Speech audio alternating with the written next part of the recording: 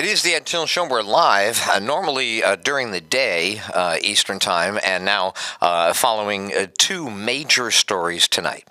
The first one is that the searchers out of Perth, the entire the concert of countries and resources, have all agreed that they have narrowed the physical location of wreckage. They do not have eyeball contact yet. They do not have submersible on it.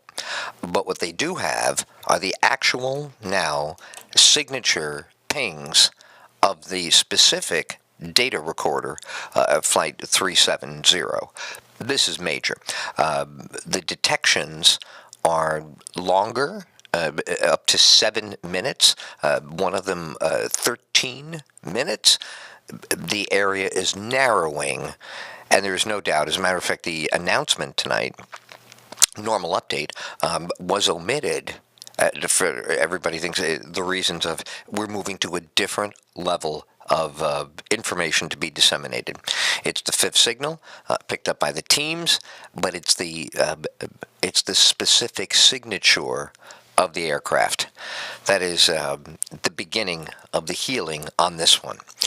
Number two, as you heard earlier today, the network and everybody here, listeners all over the world, we certainly appreciate the feelings of empathy, the sharing of prayers and good thoughts to these horrified kids in Murraysville, and of course the remarkable Ed Till phenomenon. I resided in Murraysville and was on Channel 4 and WTAE back in 1986, and there was my old newspaper friend on the television today from the Pittsburgh Post-Gazette, and there was my old town. So we are keep you guys in mind. What I'm about to say is extremely controversial. All of our reports are.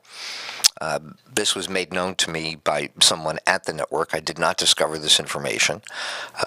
And we, at this point, cannot confirm it, so I'm really not going to release the exact information. But I'm going to tell you, and we'd be remiss as an independent media if we didn't tell you this, a very relevant theory has emerged about why Alex Hirble would have had the kind of outburst.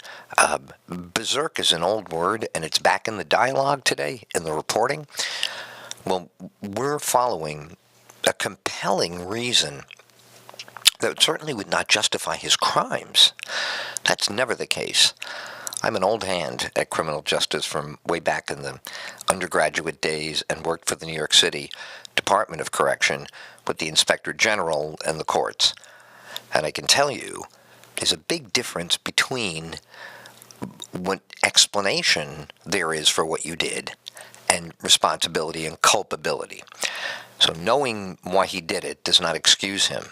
But it is important to us to know if Ed Till's crazy theory earlier today, screaming from the top of my lungs, as I like to do, which I won't do at this late hour, so I'll be able to scream in the morning.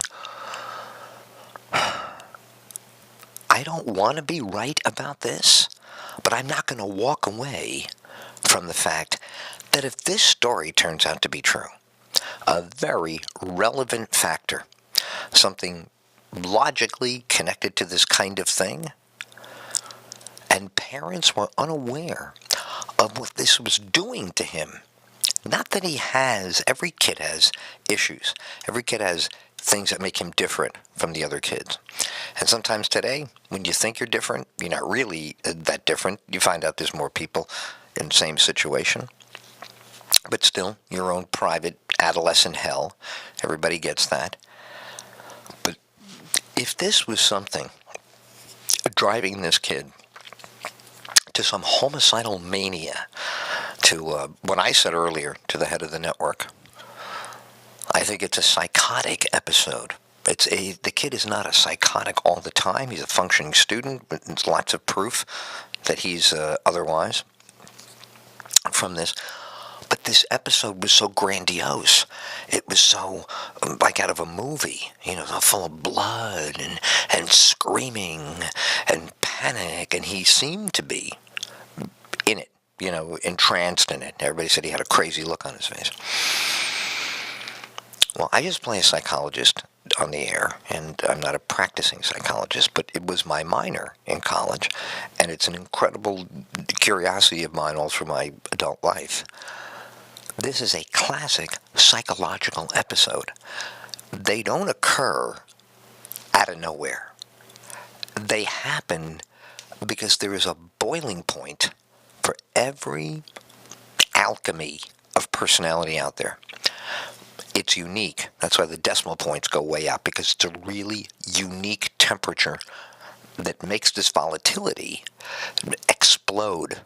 It goes from simmering to straight to the top in one step. I think in the volume on that make-believe band, what was it, 11? Turn it up to 11. Spinal Tap, turn it up to 11. Mental rage, they go straight to 11. Now you say they, and it sounds like I'm talking about a category. I am not. I'm telling you, it is critically important for parents to know this is possible. My outrage, my continuing outrage at the current crop of American parents of kids exactly the age of Murraysville, and exactly the age of the stabber, who thank God is not a killer. It really is lucky that nobody bled out, and thank God for those EMTs getting a lot of credit. That's the toughest job in America. Nobody even thinks about it until they make a TV show about it, then they forget about it. But every day and night they patch people up on sidewalks and gutters and dumpsters and broken cars and glass. So thank God. Also, that heroic girl that's been all over CNN, you love her. But this cannot be a story about, look how great we recovered, but we have no idea why it happened. We have to know what's going on here. So you stay listening to this network. Batman, who's got a great show on KKRP. Our show, The Ed Till Show, which is every Monday through Friday. We start out at 9 a.m. Eastern. We go until 5 p.m. Eastern, and you get all the breaking news and all the entertainment and all the insight and all of the money and prosperity stuff that we can find for you. But we're not going to walk away from the responsibility of the media. We are a full-fledged member of the media. We just don't belong to the country club. And we don't want anything to do with the country club. Plenty of people are dying to get into the country club. We don't need any more country club media, right or left. We don't need it. We need people who are looking down the middle, straight down in your interest every day. So that's why we're doing this. That's why we're on 11:21 Eastern Time at night. We have a great group of people who support the show. And I just want them to know at this late hour, we're thinking about them as well. So here you go. Another big breaking story. Stephen Colbert is going to take the Letterman slot. And I am furious that they would pick a mediocre white guy. I mean, Seth Meyers also. Why?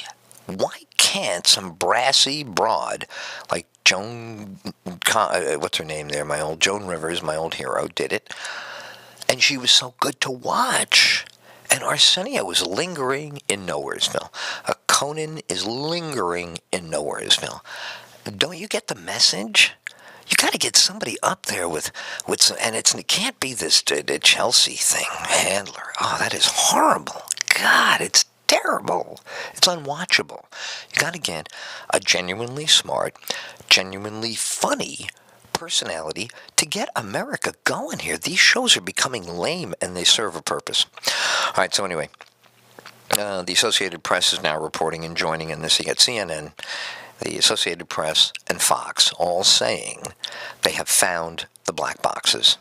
That means the wreckage is not far, And whatever we're going to learn, we're going to finally get some factual data. You got to congratulate the American military, the Australians, the Chinese. Oh my God, the Chinese are becoming so good at being the Chinese. It's not going to be a problem to be Chinese pretty soon. I don't know if you see how well the Chinese are doing.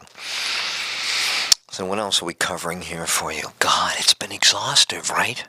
I mean, every time you look up, they have no idea, with Pistorius. Any minute they're going to be back in court if they're not in court right now with Oscar. This is going to be a very controversial verdict.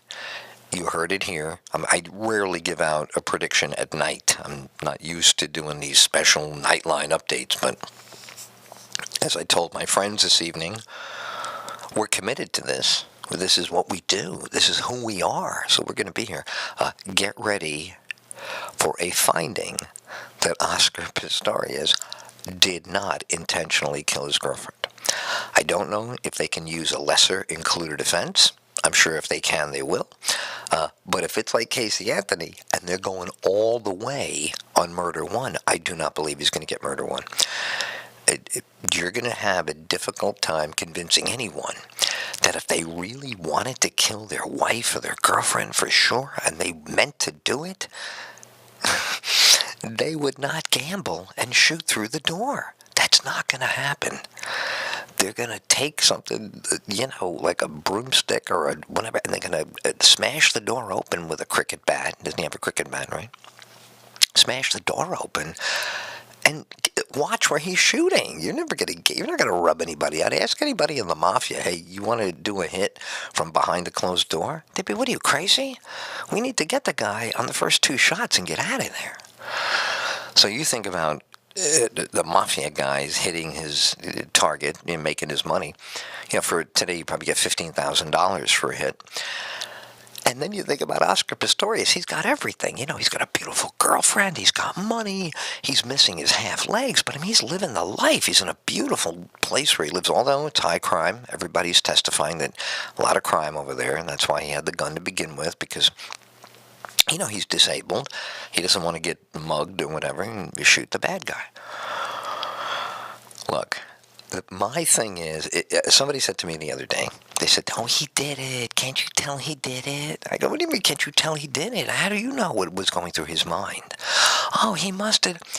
Look, if you thought somebody was breaking into your house, that's when you leave the door shut, because you don't want the bad guy to see you got the jump on him.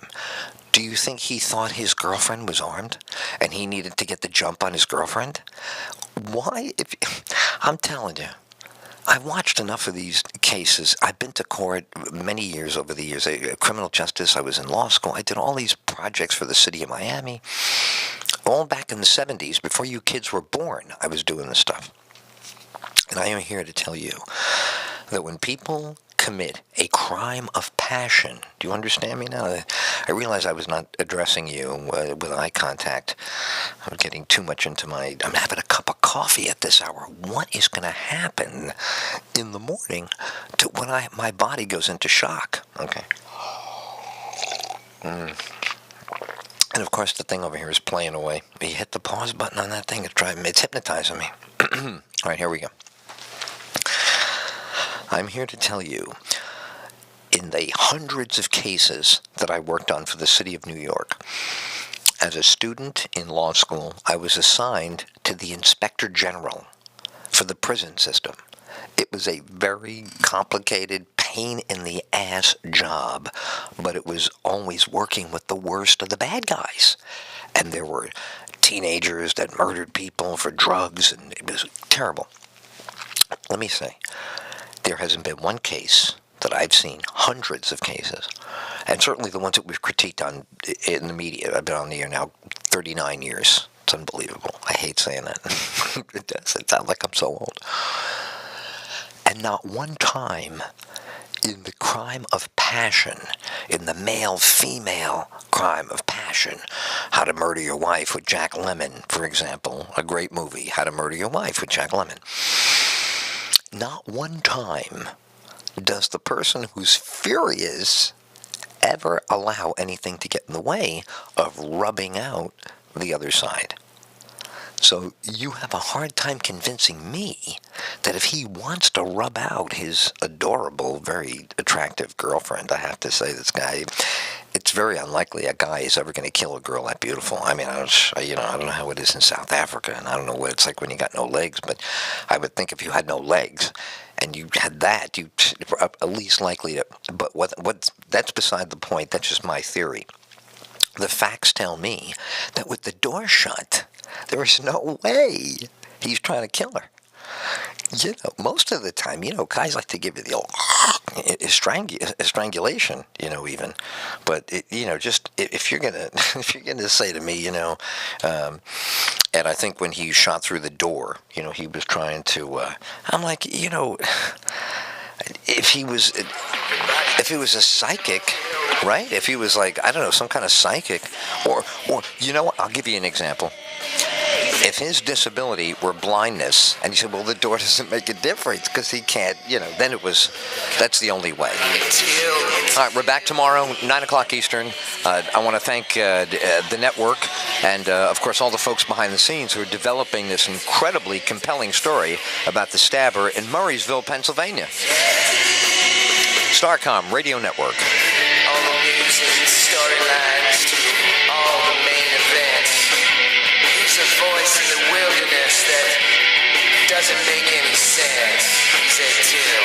Just a voice on the radio, sending out the truth to those who don't know. If you can't see your world out there, you better watch out. And Till will strip you bare. Said Till. Okay, and the latest? I don't know, maybe he has better information than everybody. He should be because he's a prime minister, but I'm still a bit suspicious. That was my next question. Might he have, obviously he is a prime minister, more information obviously than we have, Richard Quest? I think what he's going on is the information that we heard yesterday. The Australian Acoustic Defence Department, the experts, they are the ones who have said it is consistent, it's stable, it's 1.106 seconds. Surely a little bit of gratitude is overdue. Go ahead and make 'em furious. Tell 'em where to go. They're only blindly curious. I totally like this guy, Richard Quest, does a great job on this stuff.